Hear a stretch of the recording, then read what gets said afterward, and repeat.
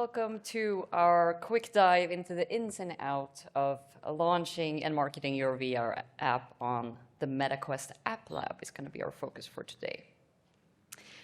My name is Maeva Spanbergs, and I am on the fantastic mission of leading the publishing team at Beyond Frames. We're a publisher based out of Sweden, but we work globally.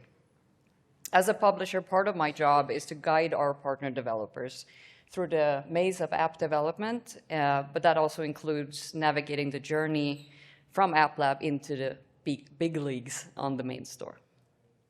So are you ready? Buckle up. Let's get ready to go. So you might think that just being on a big platform is enough to get your game noticed and to drive sales and revenues. However, figuring out who your audience is, it can be even more crucial than where your app is actually available. With many apps out there on platforms like the MetaQuest Store, Steam, or the App Store,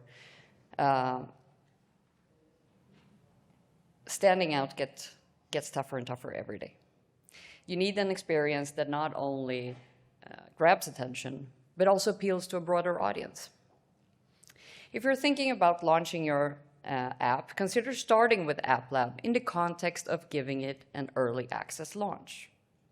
Now, this is an awesome chance for you to fine-tune your experience and get its targeting just right before you go for the big launch.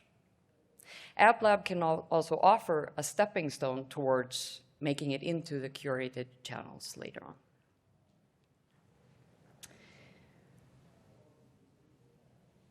So one of the solutions to all of these problems are actually early access on App Lab.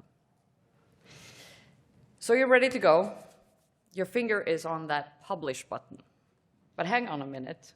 What do you actually want to achieve with your launch? We often chat with developers who jumped on App Lab sort of on like a whim or because they feel they don't have any other options.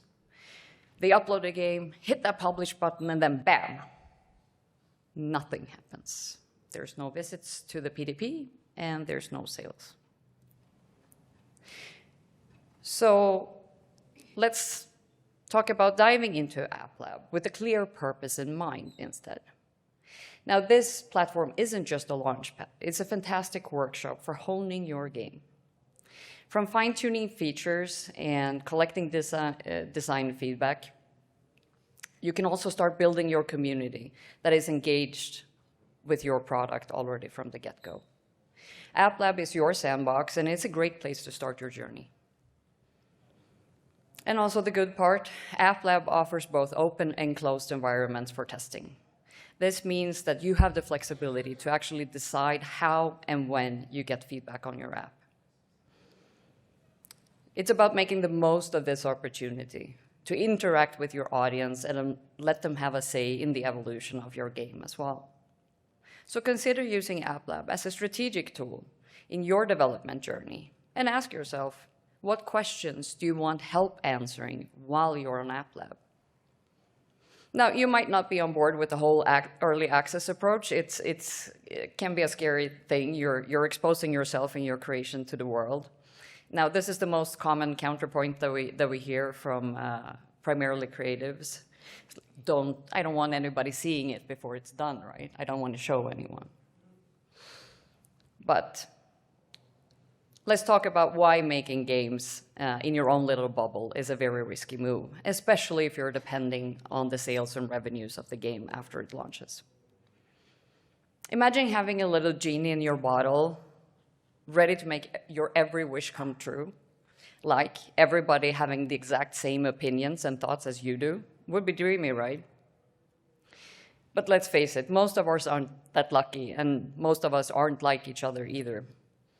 Now, if I may sidestep a little bit from the presentation, when I chat with people outside of the games industry, it's quite important to explain to them our industry's love for unicorns. These are the games that just skyrocket into the stratosphere and just leaves the rest of us down here on Earth marveling at their success because they're doing everything right with exact right timing. They hit every note perfectly. To those peeking into our world, it might seem like we have like a secret recipe. You just add a little bit of this and a little bit of that, and then you have a success, right? Pays off everything, all the risks in production, all the budget. And it makes all of us rich to boot as well, right? We're all rich in this room. But here's the thing, we're in the business of creativity. We have tons and tools of talents to our disposal, but predicting which game becomes the next big unicorn, that is not one of them. This was my proudest moment with DALL-E when I was creating the images. I wanted to start shooting out of the horn, but I didn't get there. So circling back to AppLab and our initial point, why is it a gamble to create games in isolation? So from my perspective, it comes down to this. You end up seeing your own title with rose-colored glasses. It can get to the point where the whole development team is so convinced that they're doing the right thing and it's awesome and it will just be the next big hit that they shut out any type of critical feedback during the development process. And that, my friends, is a very dangerous thing to do in this time and age when anyone can create a game and anyone can self-publish. Competition has never been fiercer. So let's dive into some of the nifty parts about utilizing labs as an early access platform. It's about proving and validating that you have an audience who's actually into what you're actually creating, and validating that they're on board with you. If you hit the sweet spot and find your crowd on AppLab, it can turn into this amazing process and platform where you recruit players while you're developing. And this approach doesn't just fine-tune your game, it helps you nail down how to talk about it as well. When it's finally showtime on the main stage for the game, you're all set with the right vibes in the community and the right words to use when you're crafting your marketing campaign. And as the title of this talk kind of like hints at, everything we talked about so far actually feeds right into how you bring your game to market. You guessed it, it's the marketing strategy and the marketing plan for your game.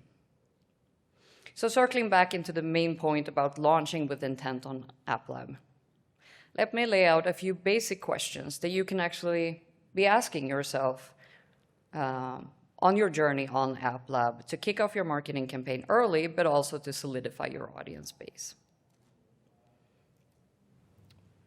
So have you envisioned a mechanic, but not sure that it's actually fun? Or you're experimenting with a new feature, but unsure on how it will land with your audience? Remember, finding the fun is mostly what we do in the games industry, so quite an important part of it. But why not take an in-development build, even if it's in white box, and launch it on labs to try and perfect your feature or your game loop that you're trying to prove out. This way, you can tweak those little things that makes it feel exactly right to the pixel point of what you want to achieve. And at the same time, you can start gathering your audience on a Discord server and actually have a conversation for them.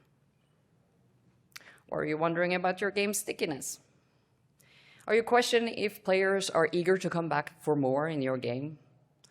If replayability is your aim, like many multiplayer games are, you have to ensure that your core game loop is engaging. So try launching an in-development build at some point in your development to refine your game and spot any issues where people drop out of the game.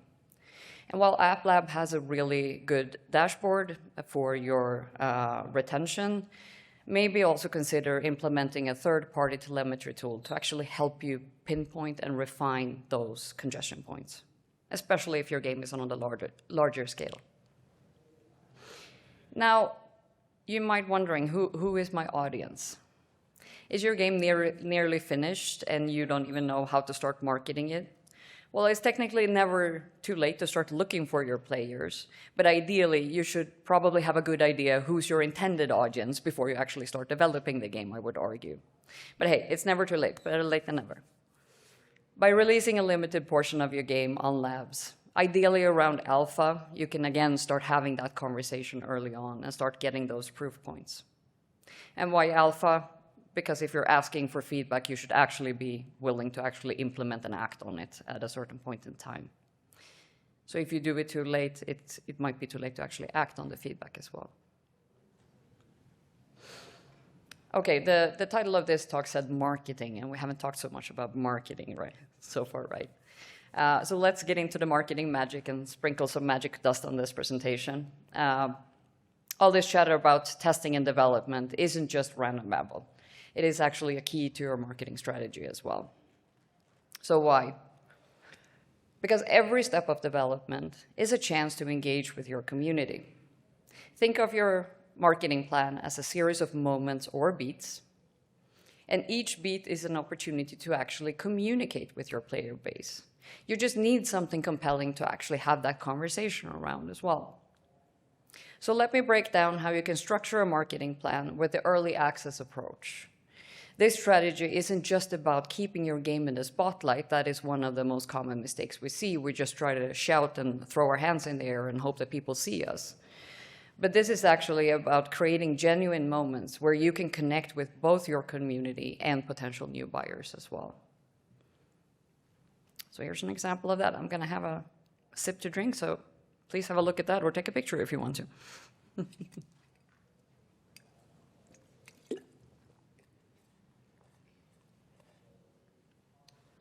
So this is obviously a draft of a made-up title that's never existed, but it's also a very generic and simple template that you can start off with when you start your marketing campaigns. So this setup shifts the focus from the nitty-gritty of development, all of these phases and stages you're familiar with from development, but it shifts the focus to how these different stages actually can fuel your marketing campaign as well. Bring your community with you into the development journey and giving them a real seat at the table as you're developing is basically one of the coolest things that you can do. And we have several developers here in the audience who have already mastered this as well. You start building relationships that last basically with your community throughout this journey. And preferably, you actually do it at a studio level. And that means that you can start transitioning that community over to your next titles as well, if you're lucky. And this right here is also the first litmus test of your game for yourself. If you cannot fill this timeline with fun and exciting things to talk about, then why should anyone else think your game is fun and exciting? So let's dive into something that I know is on everybody's mind in terms of App Lab, the big discovery challenges question. So the main roadblock you're likely hitting if you're already on Labs is how to get noticed when external organic discovery is your only friend when it comes to Labs today. So if you're already there, there are 100 answers to that question. But if you're starting your strategic planning already at the inception of the game, here's a couple of things that you can try to do to get that organic discovery working for you. First up, know your intended audience, not your actual audience, but your intended audience. Who are they? Are they puzzle lovers seeking a challenge for your game? Or are they story seekers looking for the next adventure? Or are they simply action enthusiasts who just craves quick and intense matches? Identifying them is step one. This will inform all of the rest of the steps in your journey. And next, find your story. What's the narrative that you want to weave through your marketing beats? And how can you adapt it to fit your intended audience? How can you also break it down into bite-sized and engaging snippets and content that will drive your future creative in your marketing campaigns? Whether it's sharing game updates or features or simply celebrating the holidays, there's always a reason to chat with your community. You just need the right hook and the right language. And identifying who they are will also inform how you speak to them. And of course, social media mastery is crucial. It's key. Everybody knows this. Secure your handles early so you don't miss out, and drop engaging content regularly. Get to know each platform's quirks and use hashtags and keywords to get on the algorithm's good side. Plan out a content calendar for the next 3 months, even when you start, the next 3 months, always the next 3 months. to ensure that your messaging is on track. Remember I told you, find your story, so the story needs to weave through all of your messaging at some point. And make content capture part of your development journey as well, because that's the easiest way to make sure that you always have content to post. And of course, give your audience a voice. Everybody knows today that setting up a Discord server is one of the first things you're supposed to do. But this is easy. Conversation is key, and be ready to engage with your community when they start coming into your server. And persistence pays off. Building a following takes time. It can take so much time before they start coming, but keep your spirits up and keep at it. It's one of the most important things. Just get on. And this is vital, especially for platforms favoring short-form content like TikTok. You have to trigger the algorithm. You have to consistently post. Over time, you will fine-tune your approach based on what the audience actually listens to and engages with. So always keep eyes on your metrics as well. Also, a big one that we see that people make mistakes with, when it comes to creators and your creator strategy, think strategically. Don't go scattergun, shooting with paid placements all over the place. This will not help you. Blindly paying for it won't cut it. Identify the creators that are genuinely in love with the type of game that you're playing. So again, find your story, find your intended audience, then find the creators that actually love those things. And start with smaller and mid-sized content creators and engage them early on to build a meaningful relationship over time, and they will also take the time to give you feedback on your game. And the thing about feedback, right? Always look at it critically. A handful of review views is great, but is your audience validation pool big enough? I also hear a lot of comments, I have 5 reviews and everybody loves my game. It's like, okay, 5 people love your game, that's excellent, but what about the rest of the millions? Use positive feedback as a stepping stone, not your comfort zone. Expand your reach with the help of your early supporters and your white knights, maybe the people that are on your Discord server. But use that to validate the sentiment in every step of the journey. Make sure that everybody feels the same, that it is the best game in the world. And remember, feedback is only gold if you're actually willing to act on it. It's about finding the sweet spot between staying true to your game and being open to changes based on what the players are telling you as well. And the hard parts about this, kill your darlings and kill them fast. If you hit a point where growth stalls or just never takes off, despite your best efforts, it's time for some tough love, right? Assess if what you're offering matches your audience preference and expectations, or if there's a mismatch somewhere, either in your communication or in the game that you've created. Pivot fast to not overextend your budgets, and this is why the early access approach is also so important, sorry. Now, realizing too late that you don't even have an audience, or that your game isn't presented in the best light as it should be, those are costly mistakes. So, it's hard to dive into all of the details that comes with crafting a targeted campaign for a very specific game. The devil's in the details, after all, right? Otherwise, I wouldn't have a job. But hopefully I managed to inspire you to plan early for early access, already at inception, and to start crafting a marketing plan to quickly target your audiences and engage them throughout the development journey. We're at the tail end of the presentation, but I have 2 very quick case studies that I'm going to walk you through and that you can take a look at after this presentation as well. So both of these developers we partnered with at Beyond Frames and graduated out of App Lab into the main store. So for Arcanade, the team at Castello drew our attention due to the excellent way they were already communicating on Twitter with their community. They pushed a lot of in-development content, and they had a really good conversation with their audience. And we could very easily validate that there was interest there and that there was retained interest throughout their postings. So our learnings for Arcanade specifically. of course, engage audiences throughout the development and showcase any key in development snippets over time. Keep an open mind to feedback and iterate. The team at Castello was also very good at consistently having a conversation with their players and tweaking and tuning the fine little things. But also, don't discount too heavily or too early. Before we were signed on, they took the game down to 75%. And this is a game that has a pretty short retention loop. It's an arcade shooter. There's no DLCs to sell people on. They got a lot of sales, but again, not so much in revenues. And be careful to not give away your full game while you're on labs, especially not if your hope is to graduate up to the main store.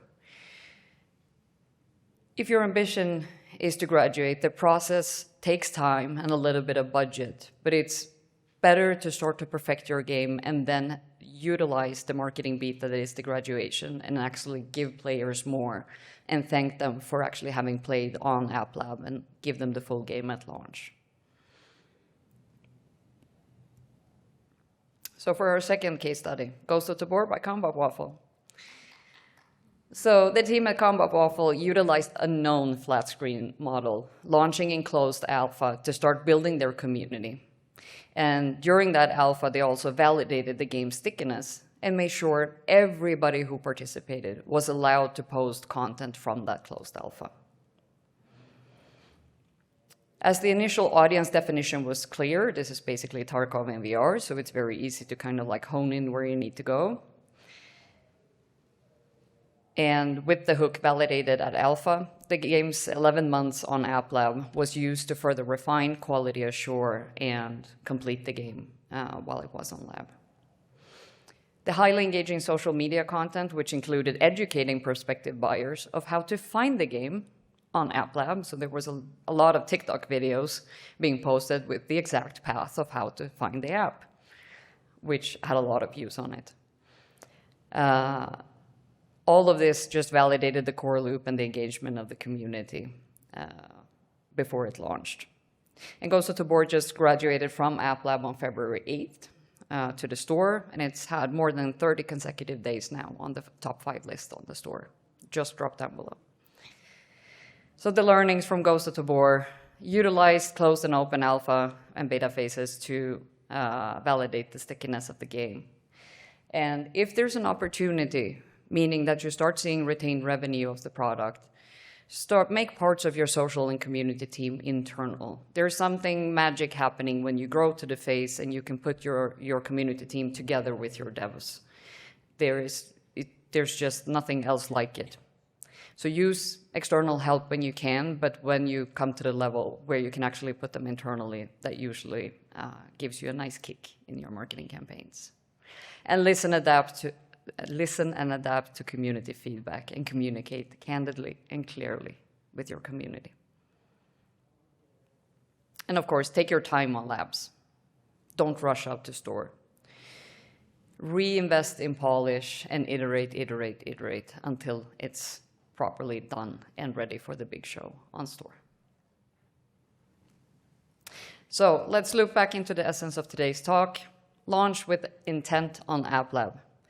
Embrace the journey in early access and put the work in to discover and engage your audience throughout the development of your game for a successful launch. Now, you can use the QR code with the Beyond Frames logo to visit our website. I'm available to connect on the LinkedIn QR code there. We're going to start a Q&A for 10 minutes. We have a microphone over here, and if you want to give feedbacks on today's talk, here's the QR code for that.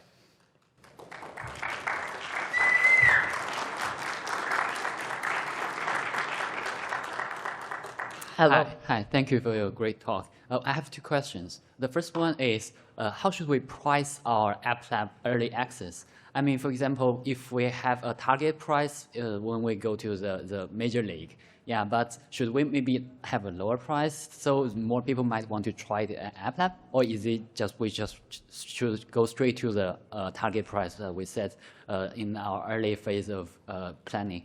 And the second question is, you mentioned that we probably shouldn't give out the whole thing on the App Lab, like keep a little bit to ourselves and only release when it goes to the major store. And so, but on the other hand, we might think it's a good idea to test all our features or our parts of stories to our users. So what's the trick here? So what should you keep to yourself, and what should you release in the early access? Yeah, thank you. Thank you. Those two questions I think are tied together, and I think the boring answer, it depends. You can test your full app. You can do it time limited, and you can do it in closed testing if you want to. So that would mitigate one part of it. But I think also the point is with early access, and if you structure testing and updates on App Lab over time, your game will grow with that as well, which means that you can start at a cheaper price point and then increase over time as well, even though you're not fully on store. So I think imagine what your game should be, what's the entire product, and what is that worth, and then work your way backwards from that. Oh, Does that make sense? That's a really good idea. Thank you. Thank you. Great. Excellent talk. Thank you so much. Thank you. I was curious, you mentioned working with streamers, and I was just curious to know what your experience is with the wisdom of working with building relationships with streamers in an organic way versus paid engagements, that kind of thing. I think organic will always take you the furthest. This working with creators or people in general, it's nothing different than the traditional PR occupation. I worked with PR and communications for 15 years prior to working with VR now. But I think it's about those long-term relationships and starting early and having conversations. I think that is more important. And then you can pay. If you find your creator who maybe wants to help you extra, you can have that discussion about a paid promotion just to basically say thank you for sticking with you for such a long time. And maybe they've made a number of organic posts. So I think it's relationship building over time that matters the most and is the most effective. Great. Thank you so much. Thank you. Hi, well, I do enjoy your talking, and I have two questions. The first one, I didn't quite catch that. You said don't discount too heavy too early. Yes. Can you elaborate a little bit? So what happened with Arcanade, because they saw that they peaked in sales and then were trending down a little bit, and then they had a 30% discount and not so much more happened, they opted to discount into 75%. So the difference in revenues that you get from 30% to 75% is huge.